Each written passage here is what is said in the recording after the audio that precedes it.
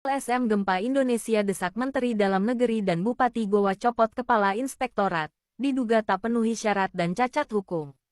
Ketua Dewan Pimpinan Pusat DPP LSM Gempa Indonesia, Amiruddin SH Karaeng Tinggi, mendesak Menteri Dalam Negeri Republik Indonesia dan Bupati Goa Dr.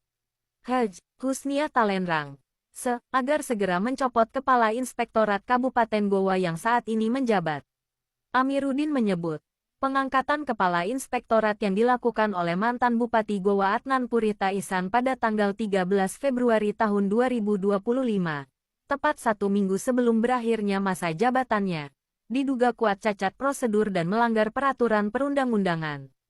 Kepala Inspektorat yang dilantik tidak memenuhi syarat administratif dan substantif, karena hanya berpangkat dan bergolongan 4B serta bukan dari unsur pamong senior sebagaimana amanat Permendagri dan PP yang berlaku, ujar Amiruddin dalam pernyataannya kepada media. LSM Gempa Indonesia menyoroti bahwa pelantikan jabatan strategis seperti Kepala Inspektorat di masa akhir jabatan Bupati melanggar prinsip-prinsip tata kelola pemerintahan yang baik.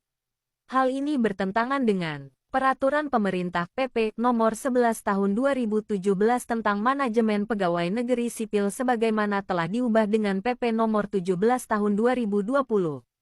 Permendagri Nomor 12 Tahun 2014 tentang Pedoman Pembentukan Produk Hukum Daerah. Dan Permendagri Nomor 67 Tahun 2017 tentang Pengangkatan dan Pemberhentian Pejabat Struktural di Lingkungan Pemerintah Daerah. Secara khusus, ketentuan dalam Pasal 117 Ayat 1 PP No.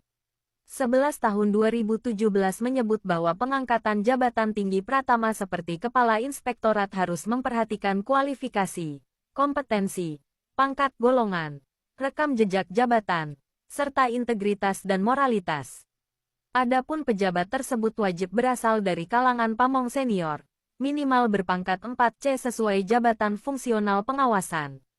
Lebih lanjut, Amiruddin menilai pelantikan tersebut sebagai bagian dari manuver politik akhir jabatan yang dapat merusak tata kelola pemerintahan daerah dan menimbulkan keraguan terhadap netralitas serta efektivitas Inspektorat Kabupaten Goa.